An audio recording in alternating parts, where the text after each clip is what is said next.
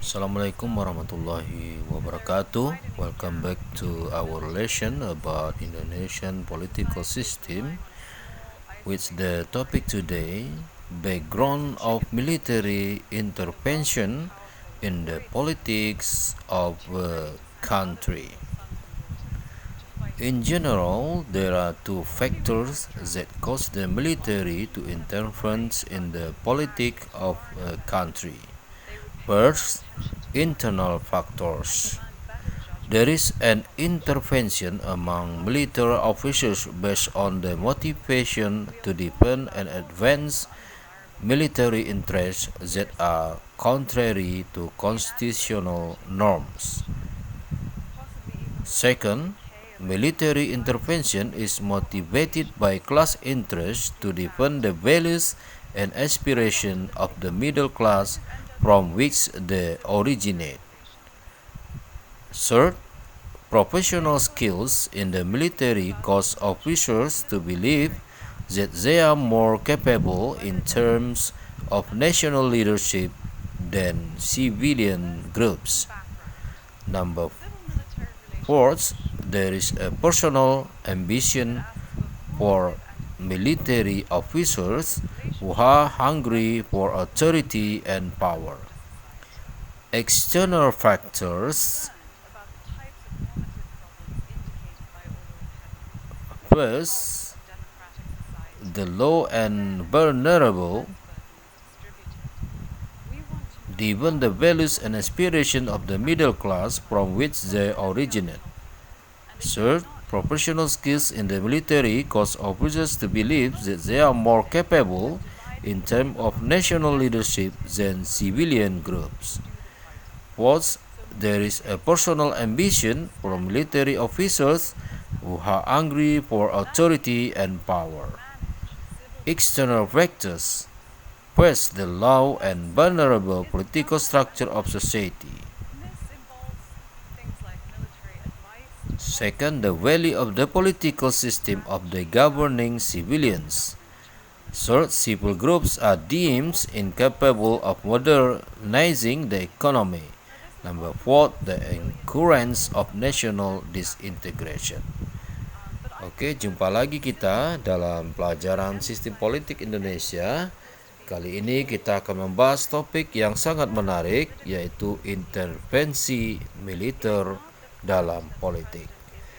Adapun latar belakang intervensi militer dalam politik, bahwa secara umum terdapat dua faktor penyebab militer harus campur tangan dalam politik.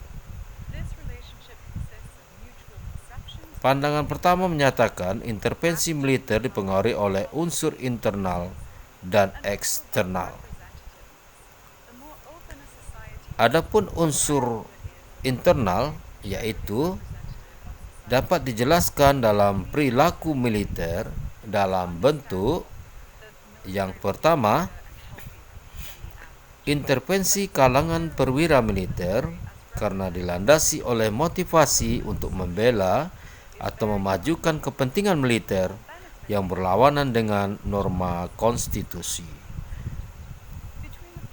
Kedua, intervensi militer didorong oleh kepentingan kelas untuk membela nilai-nilai dan aspirasi kelas menengah yang darinya mereka berasal.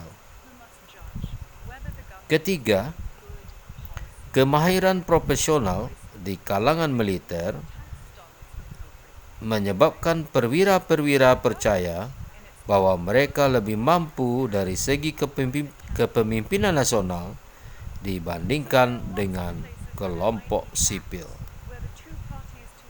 Nomor 4, intervensi militer dalam politik sebagai sebab ambisi pribadi perwira-perwira yang haus wibawa dan kekuasaan. Adapun faktor eksternal, intervensi militer dalam politik dapat dijelaskan sebagai berikut. Pertama, intervensi militer dalam politik sebagai akibat dari struktur politik masyarakat yang masih rendah dan rentan. Yang kedua, kegagalan sistem politik dari kalangan sipil yang memerintah. Ketiga, kelompok sipil dianggap tidak mampu melakukan modernisasi ekonomi.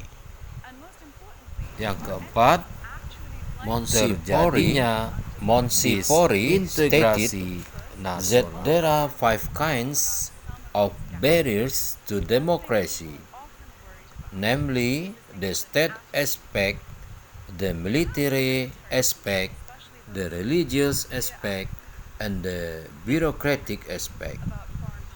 In this case, the importance of the role of military in the determining whether a nation will become a democratic, totalitarian, or authoritarian state. Because of this strategic position, the military must be actively involved in the birth of civil society. True. Monsipori mencatat ada 5 macam hambatan demokrasi atau faktor-faktor penghambat demokrasi. Salah satunya berasal dari institusional operasional yang meliputi 4 aspek yang terdiri dari aspek negara, aspek militer, aspek agama, dan aspek birokrasi. Dalam hal ini, menurut Monsipori, betapa pentingnya peranan militer dalam menentukan apakah suatu bangsa akan menjadi demokratis, totalitarian, atau otoritarian. Karena posisi strategis inilah, maka kalangan militer harus terlibat aktif bagi lahirnya masyarakat sipil melalui komitmen dan partisipasi militer dalam wacana demokrasi dan profesionalisme militer. To carry out the commitment to democracy from the perspective of civilian and military relation, it must focus on the creation of civilian supremacy carried out by politicians elected by the people in election. Is effective to create objective civilian control over the military. This can be done if laws regulating the role and authority of the military are available within the state, in addition to the involvement of the community in controlling civilian and military elite, such as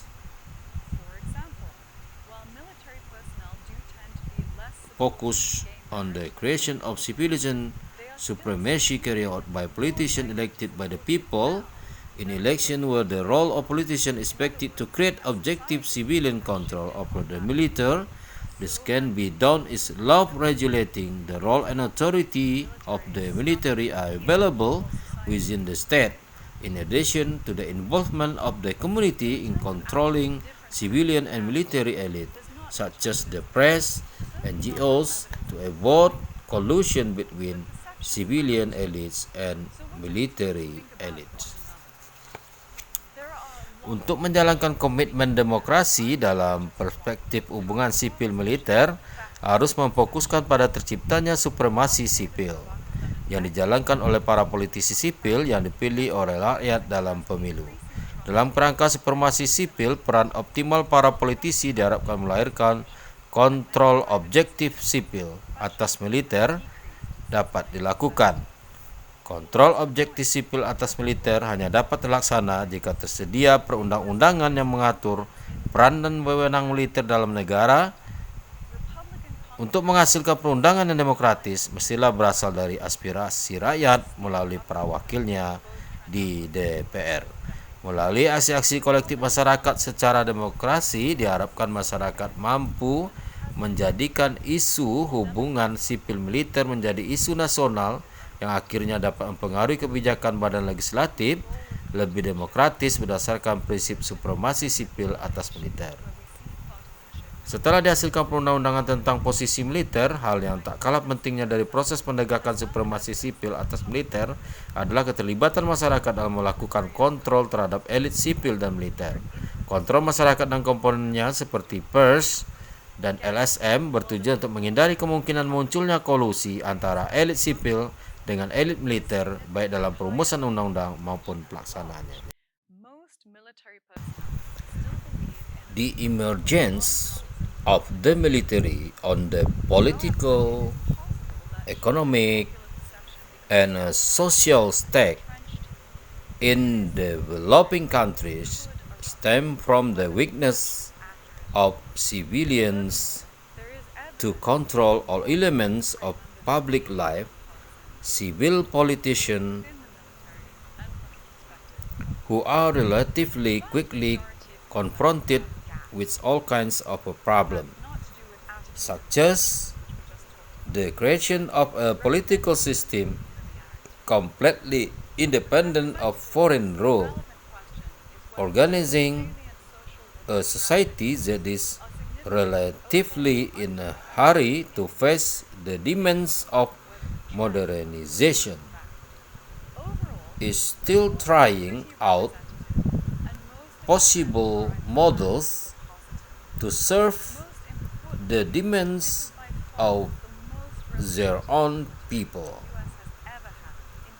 Herman Finner urges the military is more organized than civilian through centralized command, hierarchy, discipline, smooth internal communication, and a spirit of unity. Civilians also have these properties. Therapy is not systematic and complete. Then the military was better able to develop ties through state symbol. Only through a constitutional democratic political system will be able to control the military leadership and organization.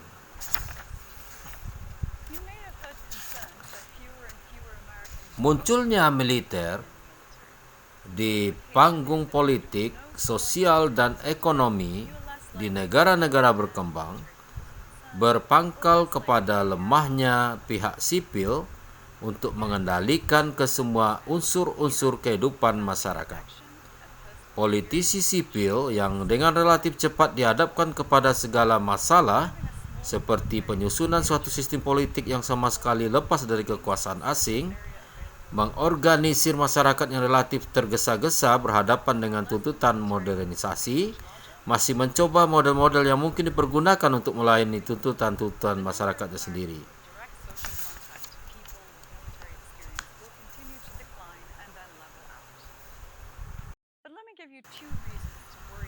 Herman Finner misalnya mengetengahkan bahwa tentara lebih terorganisir daripada sipil.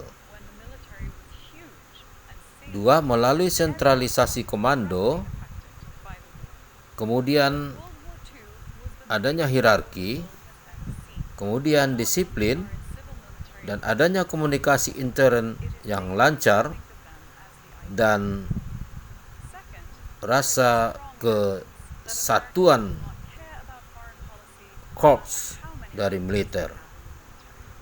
Sukar dikatakan bahwa sipil tidak mempunyai sifat-sifat ini, akan tetapi bagaimanapun sipil tidak mempunyai sifat-sifat tersebut secara sistematis dan utuh.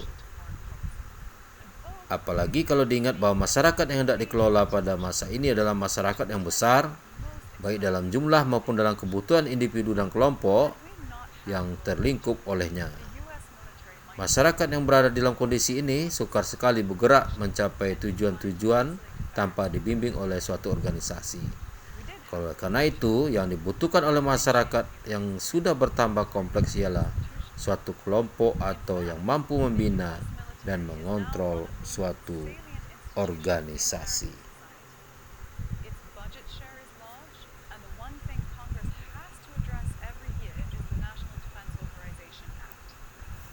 Only through a constitutional democratic political system will be able to control the military leadership and organization. Politisi sipil hanya apabila melalui sistem politik yang demokrasi konstitusional akan mampu dan bisa mengontrol kepemimpinan dan organisasi militer. Jadi hanya pada sistem politik yang demokrasi konstitusional maka akan diwarnai oleh usaha-usaha politisi sipil yang dapat mengontrol kepemimpinan dan organisasi militer. Jadi dengan demikian maka kekuatan sipil akan mampu mengontrol dan mengendalikan militer, sehingga intervensi militer dalam politik atau dalam kehidupan bernegara benar-benar diatur oleh sipil berdasarkan peraturan dan undang-undang yang membatasi dan bisa mengontrol militer untuk tidak melakukan intervensi yang besar atau mengambil alih dalam kehidupan politik maupun ekonomi, sosial, atau kekuasaan yang ada di dalam pemerintahan yang sah.